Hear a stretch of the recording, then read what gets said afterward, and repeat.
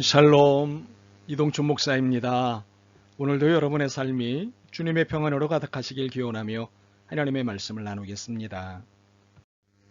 오늘 말씀은 창세기 32장 13절에서 32절 말씀입니다. 이 말씀 중에 26절에서 31절까지만 읽도록 하겠습니다.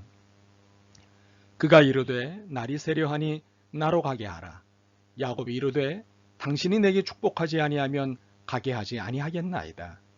그 사람이 그에게 이르되 내 이름이 무엇이냐? 그가 이르되 야곱이니이다. 그가 이르되 내 이름을 다시는 야곱이라 부를 것이 아니요 이스라엘이라 부를 것이니 이는 내가 하나님과 및 사람들과 겨루어 이겼음이라. 야곱이 청하여 이르되 당신의 이름을 알려주소서. 그 사람이 이르되 어찌하여 내 이름을 묻느냐 하고 거기서 야곱에게 축복한지라. 그러므로 야곱이 그곳 이름을 브니엘이라 하였으니 그가 이르기를 내가 하나님과 대면하여 보았으나 내 생명이 보존되었다 하미더라. 그가 브니엘을 지날 때에 해가 돋았고 그의 허벅다리로 말미암아 절었더라. 아멘. 창세기 32장 13절에서 32절 말씀을 본문으로 발버둥이 아닌 매달림으로 라는 제목의 말씀을 나누도록 하겠습니다. 오늘 본문의 야곱은 20여 년의 타향살이를 정리하고 어린 시절의 추억이 가득한 고향으로 가고 있습니다. 사연을 좀 정리해 보겠습니다. 어머니와 공모하여 형 에서를 속이고 장자의 축복을 가르친 야곱이 형을 피하여 간 것은 외삼촌 라반이었습니다. 야곱은 외삼촌이자 후에 장인이 된 라반의 집에서 20년을 봉사합니다. 그는 삼촌이자 장인인 라반에게 속고 당하면서도 긴 세월을 견뎠는데 그것은 아내 라헬을 사랑했기 때문입니다. 그렇게 속으며 고생하며 라반을 섬기다가 더 이상 이런 생활은 하지 않겠다고 결심하고는 고향으로 돌아갈 계획을 세웁니다. 그러는 중에 지혜롭게 재산을 증식하게 됩니다. 그리고 우여곡절 끝에 라반에게서 벗어나 고향으로 가게 됐습니다. 그런데 가는 길에 가만히 생각하니 형을 만날 일이 걱정입니다. 형에게 한 짓을 생각하면 당연히 걱정이 될 수밖에 없겠지요. 어머니와 공모하여 앞도 제대로 보지 못하는 아버지를 속여 형의 장자권을 빼앗았고 이 일로 에서는 분노했고 야곱을 살해할 계획을 세우지요. 그런 형이 무서워 야반도주를 하지 않았겠습니까? 그런데 20년의 세월이 흐른 지금 그 형님이 있는 고향으로 돌아가고 있는 것입니다. 아무리 세월이 흘렀지만 형님을 마주해야 하는 현실은 쉽지 않은 것입니다. 야곱은 이 위기를 모면할 지략을 세웁니다.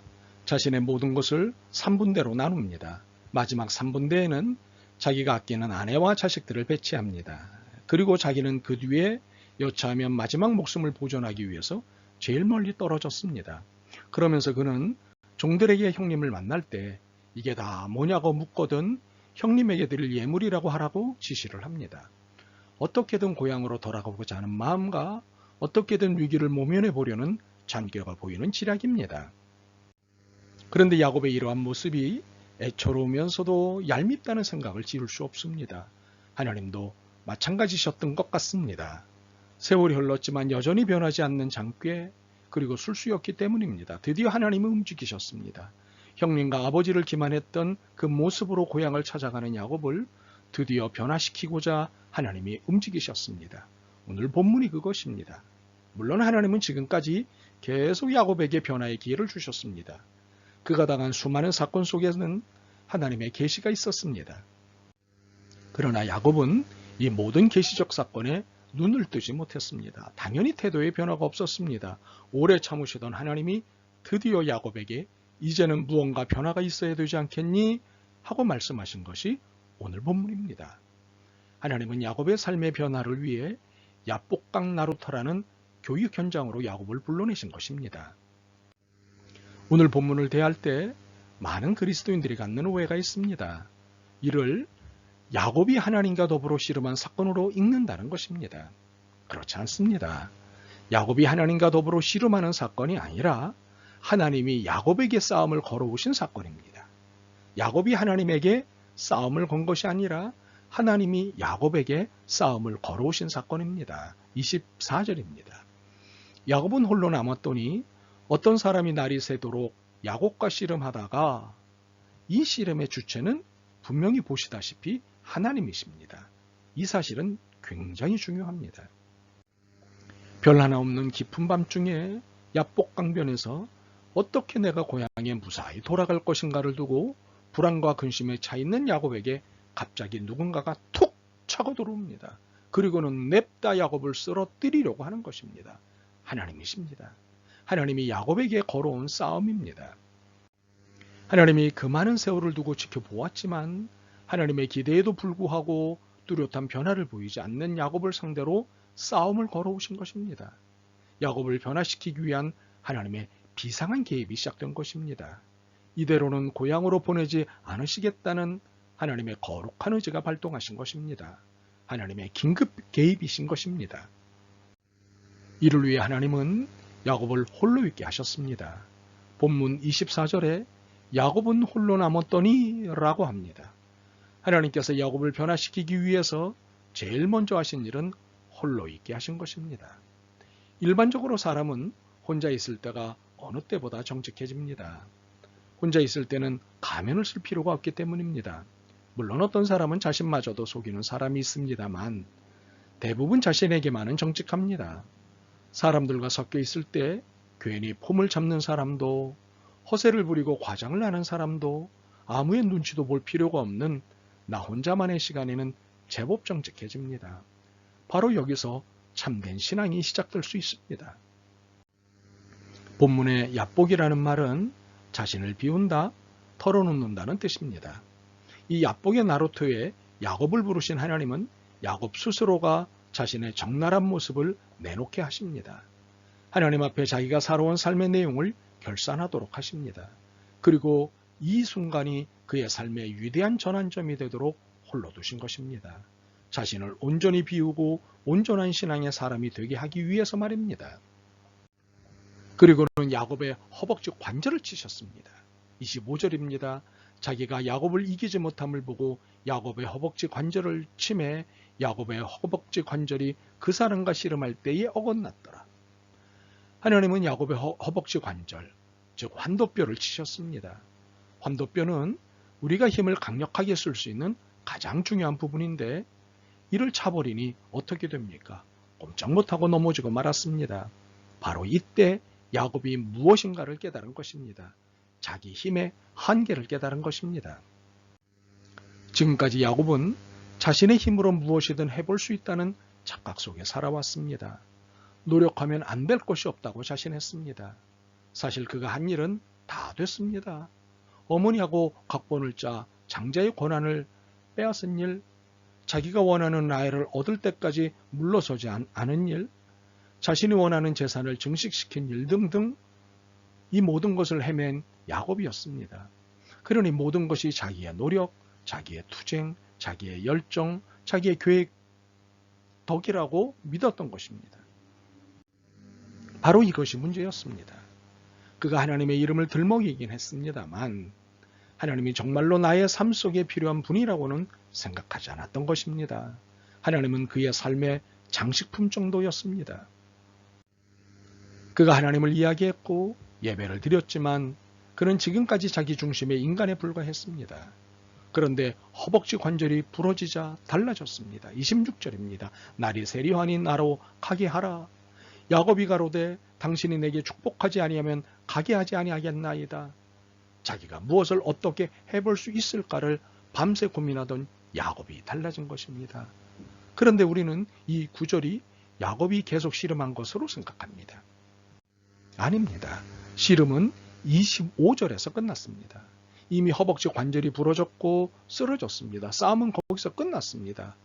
나를 축복하지 아니하면 당신은 갈 수 없습니다. 라고 붙드는 것, 이것은 더 이상 싸움이 아님을 말하는 것입니다. 이것은 매달림입니다. 하나님은 야곱으로 하여금 자기 힘으로 안 되는 것도 있다는 사실을 깨닫게 하신 것입니다. 그래서 하나님께 매달리게 하신 것입니다. 야복강 전까지 자기 스스로 어찌할 수 있다며 발버둥 치던 야곱이었지만 하나님께 매달리는 야곱은 아니었습니다. 다행스러운 것은 야곱이 누군가와 싸우다 이분이 누군지를 깨달았다는 사실입니다. 아, 하나님이시구나. 하나님을 알아본 야곱. 그는 그때부터 생명을 걸고 하나님께 매달린 것입니다. 허벅지 관절이 부러졌어도 일어서다 넘어져도 야곱은 하나님을 붙잡았습니다. 하나님을 떠나서는 아무것도 할 수 없다는 사실을 깨달았기 때문입니다. 그는 마지막이라고 생각하고 하나님을 붙잡으며 절규하였습니다. 도와주소서. 하나님만이 저를 살리실 수 있습니다. 제발 도와주세요.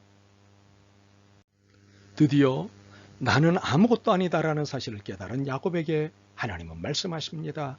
내 이름이 무엇이냐? 그가 가로되 야곱입니다. 야곱이라는 이름의 뜻은 뒤꿈치를 붙잡다, 계략을 써서 대신 들어앉다, 사기를 치다 라는 뜻입니다. 그가 태어날 때 받은 이름입니다. 야곱은 뱃속에서부터 형의 발꿈치를 붙들었습니다. 어떻게든 형 해보려고 말입니다.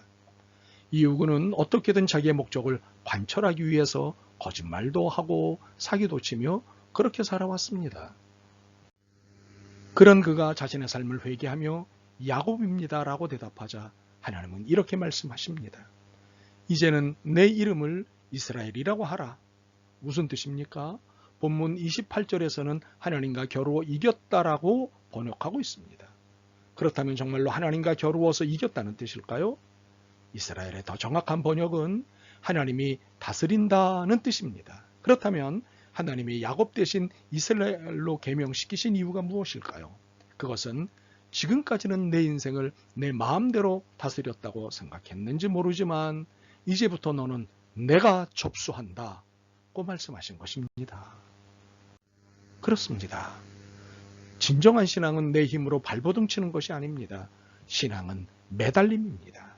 삶의 초점이 내게 있는 것이 아니기 때문입니다. 하나님께 있습니다. 31절입니다.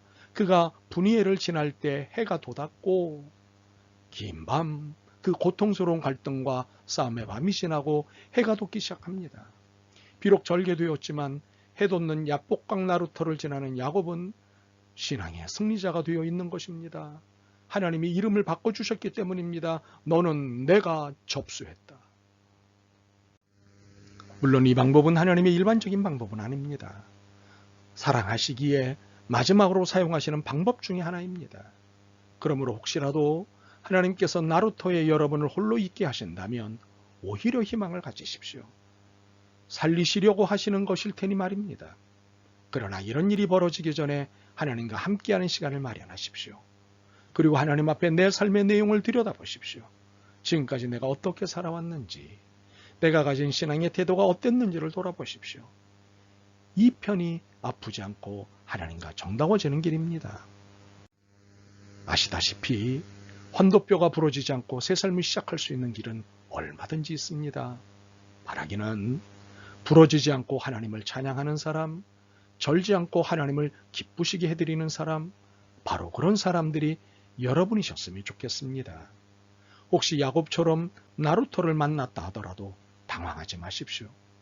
환도뼈가 부러지더라도 반항하지 말고 바로 자신의 한계를 인정하십시오. 발버둥 치지 말고 매달리십시오. 하나님, 저는 아무것도 할 수 없습니다. 그러니 도와주십시오. 도와주시기 전에는 이 기도를 멈추지 않겠습니다. 아멘. 주님, 발버둥 치며 살았던 세월임을 고백합니다. 하나님께 매달리지 않고 하나님을 장식품 삼아 살았던 인생이었음을 고백합니다. 용서하옵소서. 이제 저를 내려놓습니다. 저를 받아주옵소서. 도와주옵소서. 예수 그리스도의 이름으로 기도드립니다. 아멘. 오늘도 여러분의 믿음과 삶을 응원합니다. 사랑합니다.